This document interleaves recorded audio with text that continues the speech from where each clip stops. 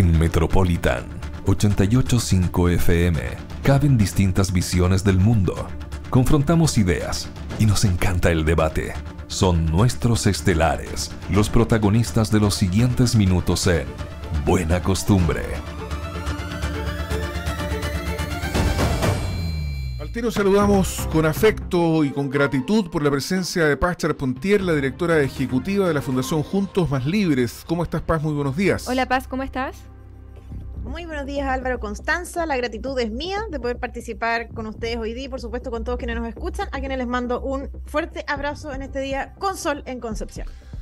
Pablo Rebolledo, sociólogo, militante de Convergencia Social, también asistente a los estelares del lunes. ¿Cómo estás, Pablo? Buenos días. Hola, Pablo, ¿cómo estás? Buenos días, Álvaro, Constanza, también a Paz. Muy bien, acá recordando este fin de semana. Bueno, primero hoy es 13, el 11 de noviembre recordando a Sebastián Acevedo, ¿no? Que se cumplen 40 años de su inmolación en la Plaza Independencia Concepción, frente a la catedral, en un acto de amor y rebeldía, buscando que la CNI le devolviera a sus hijos. Y también recordar que ayer Joan Jara partió, dejó este mundo, fundadora del grupo de danza de la Universidad de Concepción y compañera de siempre de Víctor Jara, una gran luchadora por los derechos humanos. Así que un fin de semana cargado también de emociones de pasado y de futuro. Gracias por los recuerdos, Pablo Rebolledo, pero vengamos al presente, a lo que pasó el día viernes aquí en la ciudad de Concepción, que ha sido muy extraño. Estamos hablando de la colocación y detonación de artefactos explosivos de ruido, afortunadamente, en los 3 centros comerciales de la intercomuna Concepción-Talcahuano. Raro porque, de acuerdo a las investigaciones, se trataría de un solitario gestor de la coordinación, en fin, de la colocación de estas bombas de ruido en los 3 malls, y porque fue detenido rápidamente. Y además por la insistencia de los parlamentarios de distintos colores de invocar la ley antiterrorista para esta querella que todavía no ha presentado el gobierno, porque ha sostenido que está esperando el resultado de los peritajes, que incluso motivaron que se aplazara la audiencia de formalización de cargos en contra de esta persona, el único detenido. ¿Cuál es la visión que tienes tú, Pablo Rebolledo, respecto de lo que pasó y de esto que es tan raro, de una persona que en solitario ande poniendo bombas de ruido en los 3 centros comerciales? ¿Qué juicio tienes tú respecto de todo esto, Pablo Rebolledo? ¿Estás en silencio, Pablo? Está muteado, definitivamente. A ver. Ahora sí. Ahí estoy sin silencio. Una acción de todas maneras condenable. Coincido con lo que plantean en el panel, que es extraño. Me parece valorable que el gobierno haya anunciado que se va a querellar. Me parece valorable también que las policías hayan logrado detener rápidamente a esta persona. También vean noticias de ayer en la tarde que se amplió la prisión preventiva para este sujeto. Sí. Creo que es clave el hecho de que haya sido una persona actuando en solitario. Porque la discusión, o sea, todos estamos de acuerdo en que es condenable, todos estamos de acuerdo con que debe ser perseguido, que debe presentarse una querella. El centro comercial, uno de los centros comerciales también se querella, pero la gran discusión es sobre si la querella es o no por ley antiterrorista o si se considera esto como un delito terrorista. A mí el hecho de que la persona actúe en solitario y no tengamos tan claro cuál es su causa, generalmente cuando vemos actos de terrorismo vemos alguna organización que quiere conseguir algo. En este caso vemos una persona en solitario, sin una organización, y que, bueno, siempre en el terrorismo uno dice que se busca crear una acción o someter a otras personas, pero acá tampoco queda tan claro cuál es el adversario de esta persona. O sea, perfectamente, bueno, todo es especulación, está siendo investigado siempre, sin preventiva, pero podría haber sido una persona con un desequilibrio de salud mental, por ejemplo. No sé, no tengo ningún antecedente para decir eso. Sí, entiende. Me parece apresurado decir que un acto de terrorismo, porque si en Concepción, en los 3 moles, hay terrorismo, yo creo que no es el tipo de ciudad en la que estamos. O sea, creo que no estamos a ese nivel como para temer de que hayan acciones políticas violentas y terroristas en los 3 centros comerciales más grandes de la intercomuna. Oye, Paz Charpentier, ¿qué es lo que debe buscar la autoridad política, en este caso la delegación presidencial, que es el ente al que le corresponde garantizar la seguridad pública, en este caso en la región del Biobío? La efectividad penal, en virtud de la cual no necesariamente la invocación de la ley antiterrorista puede ser más efectiva, penalmente hablando, o una señal más firme respecto de aquellas otras personas que pudiesen sentirse tentadas, dada la magnitud de las penas que tiene la ley antiterrorista, a ejercer delitos de esta naturaleza. ¿Qué debería primar a tu juicio, Paz Charpentier?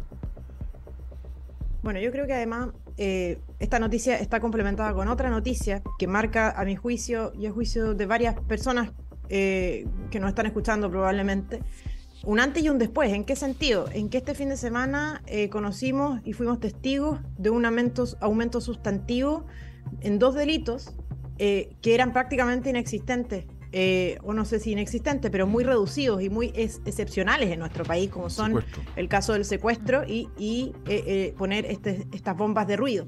Ese es el primer punto, que a mí me parece lamentable que este gobierno de alguna manera nos herede para el futuro 2 delitos que claramente eran excepcionales en este país. Ese es el primer punto. El segundo punto, el que creo que es importante tener presente, es que, bueno, nos trae nuevamente la discusión en relación a la ley antiterrorista que iba a ser presentada por el gobierno hace varios meses, y desconocemos no solo si se ha presentado o no, sino que además cuál es el estado de su tramitación y si dentro de esta ley estarían contemplados delitos como este, porque de otro modo entonces habría que incorporarlos como indicación o la manera más idónea para poder abordarlos.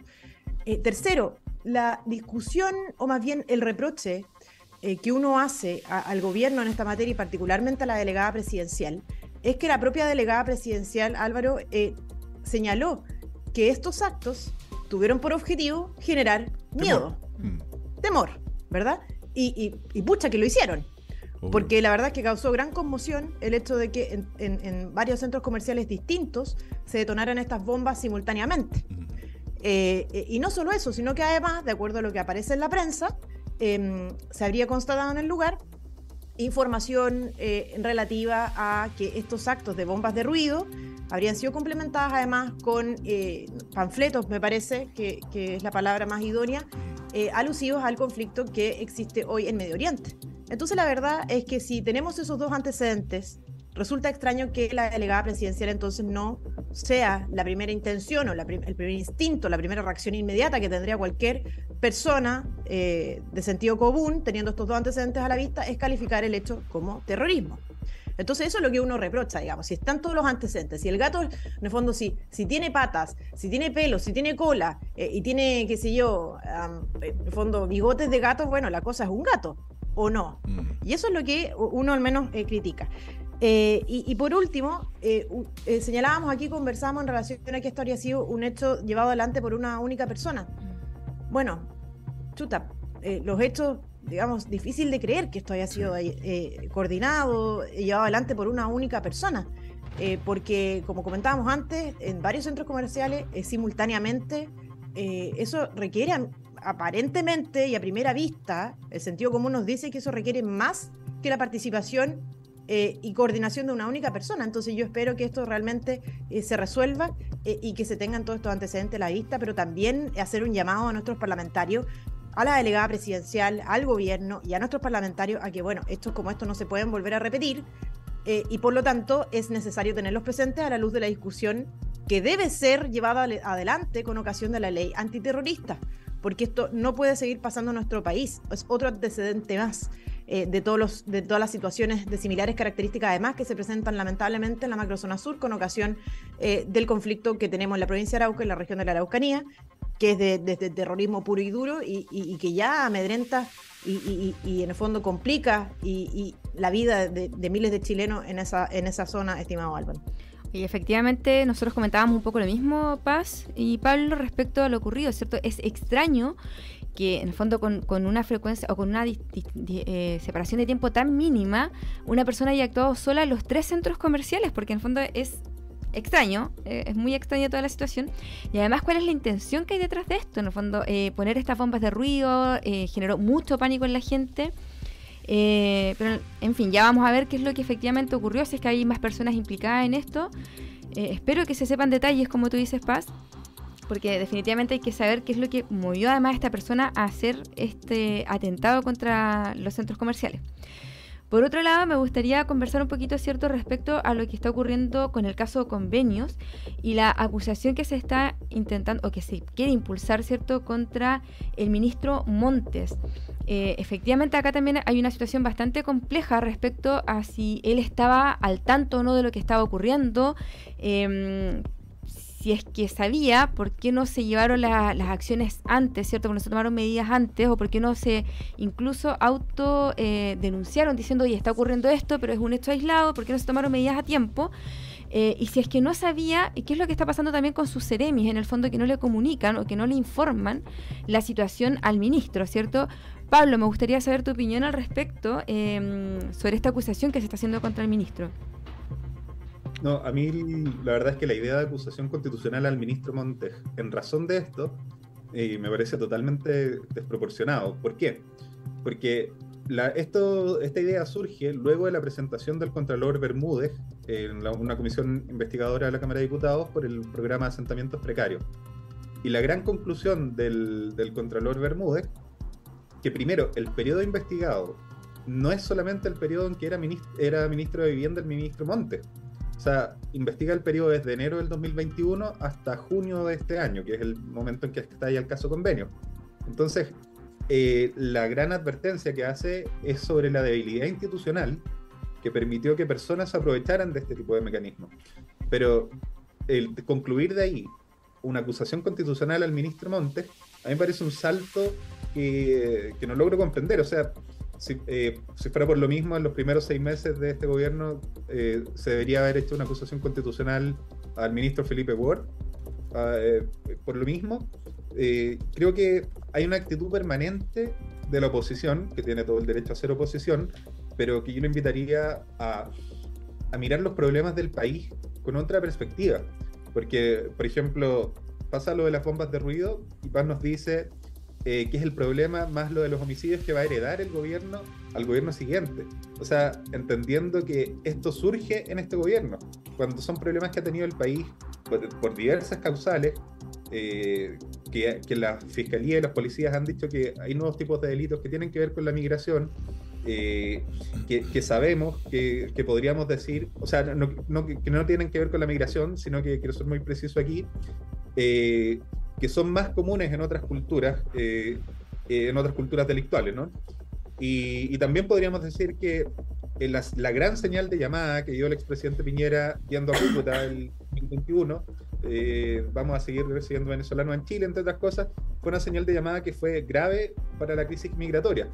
Pero no me parece tampoco que esa sea la forma de decir, no, es culpa de Piñera. Entonces decir que en este gobierno ocurren estas cosas cuando han sido problemas transversales del país, creo que es la misma actitud que está teniendo la oposición con respecto al ministro Montes.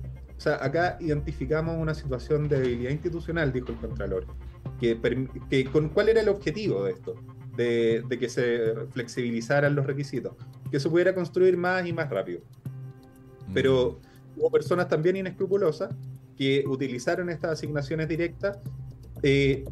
No hemos visto que se le acuse para robar otras cosas, sino que para adjudicar a personas amigas y cercanas, lo que también es grave porque es un acto de corrupción. El adjudicar a alguien solamente por la cercanía, no cabe duda que es un acto de corrupción, y ayer en la entrevista a la diputada Pérez, suspendida de Revolución Democrática, me habría gustado ver esa claridad también. Pero en el fondo tenemos problemas que no son solamente un sector, que son problemas del país. Lo mismo que sucede con la ley antiterrorista, que el gobierno prefiere no aplicarla porque termina siendo menos efectiva, pero también hay un problema de las modificaciones que ha tenido y que por qué no está funcionando. Entonces, yo entiendo que hay un afán, y en este momento en particular, entre Chile Vamos y Republicanos hay una competencia por quién es más duro con el gobierno, por quién usa las palabras más duras, y lamentablemente en el continente los ejemplos, al parecer, si vemos por ejemplo Javier Milei en Argentina, mientras más groserías usan, mejor te van las elecciones. Pero yo esperaría que Chile fuera distinto, que tuviéramos la altura de miras para mirar estos problemas graves, que cuál va a ser el país que queremos, por ejemplo, hacia el siglo XXII, que en los próximos 50 años probablemente a mi partido o al sector de paz nos toque estar en la oposición, el gobierno. Entonces, ir intercalando y decir que es culpa de uno u otro, yo creo que hay que ir a las causas. O sea, creo que hay un problema ahí y en mi opinión, la oposición tiene todo el derecho a usar las herramientas constitucionales que les da el ser oposición, interpelar, hacer acusaciones constitucionales, pero invitaría a que el nivel fuera otro. Pablo, te hago una pregunta, porque en el fondo, claro, acá, cierto, efectivamente hay una instancia o hay una herramienta que se permite, o que permite, cierto, que ocurran este tipo de cosas, pero eso es como en el fondo decir que la ocasión hace al ladrón. O sea, justificamos en el fondo que porque hay una instancia institucional que permite hacer esto, está permitido lo que ocurre con el caso convenios en las 15 seremías de las 16 que tenemos. Y si es algo que ocurrió en otros gobiernos, ¿se justifica también que ocurra en este, que además su eslogan era que van a barrer con las malas prácticas de los gobiernos anteriores? No, yo creo que no se justifica. Lo que creo que demuestra es que no hay una trama de corrupción tan articulada.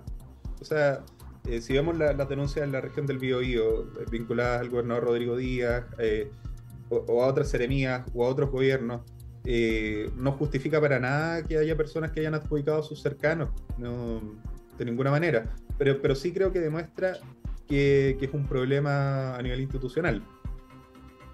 Paz Charpentier. Sí, bueno, lo primero es esto que bien señalaba Constanza, de las ocasiones al ladrón. Y lo que trata de justificar acá Pablo, ¿en qué sentido? En que yo creo que mientras el gobierno continúe tratando de contener lo que ha sucedido y ha sido ejecutado y desarrollado a la luz de este gobierno, y no directamente enfrente directamente todo lo que ha sucedido, entonces difícilmente se va a superar este problema y difícilmente entonces no va a seguir adelante una eventual acusación constitucional en contra del ministro Montt. Porque, ¿qué pasa? Hay una discusión, de hecho, que se suscita con ocasión de la entrevista que dio la diputada Pérez en el diario La Tercera, y que hay toda una discusión en cuanto a la oportunidad. ¿Oportunidad de qué? Bueno, oportunidad de cuándo se enteró realmente el gobierno, la subsecretaria, digamos, los presidentes de los partidos, etcétera. Y aparentemente la discusión de la oportunidad tiene que ver con eso, ¿verdad? Con, bueno, si se enteró el gobierno, ¿por qué no hizo nada? ¿Por qué no se denunciaron? Y es un poco lo mismo que sucede hoy día cuando dicen, oigan, la ocasión hace al ladrón, las reglas eran las malas. No, pues, ni menos viniendo de un sector político que aspira a un permanente crecimiento del Estado, porque en teoría el Estado va a hacer las cosas mejor que las personas en todos los ámbitos de la vida, y por lo tanto no es consecuente ni consistente con que quienes hoy están en el gobierno reaccionen y traten de alguna manera de ocultar o de administrar las consecuencias de los hechos de corrupción ocurridos durante su gobierno, tratando de culpar a un tercero, culpar a las normas, ¿verdad? Culpar a quienes eran corruptos. Y ahora, digamos, tratando de proteger de alguna manera al ministro que es el responsable político de esta situación. Es decir, un ministro que en 15 seremías diferentes se efectuaban asignaciones directas por un monto que es bastante importante, bueno, era cosa de revisar a quienes estaban efectuando estas asignaciones y los montos, ¿verdad? Porque fueron montos tan relevantes que, claro, uno dice, chuta, el ministro debería haber conocido qué se hacía con la plata del ministerio, si esta era una partida sobre todo relevante del presupuesto del mismo. Eso segundo. Y tercero, yo creo que acá es un poco lo que al menos yo dije desde un comienzo, y no solo yo, sino que varias personas, ¿verdad? Que esto era una especie de modus operandi apoyado por el gobierno, coordinado desde el gobierno, destinado a financiar organizaciones de la sociedad civil para activismo político de aquellos partidos de gobierno. Y eso yo creo que es la realidad que lamentablemente el gobierno no está dispuesto a reconocer, porque en la práctica eso es lo que se hacía. Y lamentablemente, lo más grave a mi juicio, es que se hacía en perjuicio de todas las personas que actualmente viven en campamentos, que son más de 114.000 familias a marzo del 2023, que continúan viviendo en una situación precaria, ¿verdad? Con fosas sépticas, con dificultades para tener servicios sanitarios adecuados. Hace algunos días conocimos la situación de 14 personas, ¿verdad?, que fallecieron quemadas vivas en el campamento del Cerro Obligado de Coronel. Y resulta que estas platas estaban destinadas a eso, a de alguna manera atenuar la mala calidad y condiciones de vida que están teniendo miles de familias en nuestro país. Entonces parece que se nos olvida eso. Habrá que ver la acusación constitucional en contra del ministro Monte, que de acuerdo a su trayectoria profesional parece ser una víctima del Frente Amplio a esta altura, porque parece que todo el Frente Amplio sabía lo que sucedía, menos el ministro Monte. Entonces, lamentable, pero bueno, alguien tiene que pagar las responsabilidades políticas cuando asume un cargo de esta naturaleza, estimado Álvaro y Constanza. Se nos fue el tiempo. Gracias por la discusión de esta mañana. Gracias a ambos. Que tengan una muy buena semana. Hasta pronto. Nos vemos. Las voces de Buena Costumbre hablan desde el Biobío y son de Constanza Escobar y Álvaro Migueles. Confiar es buena costumbre.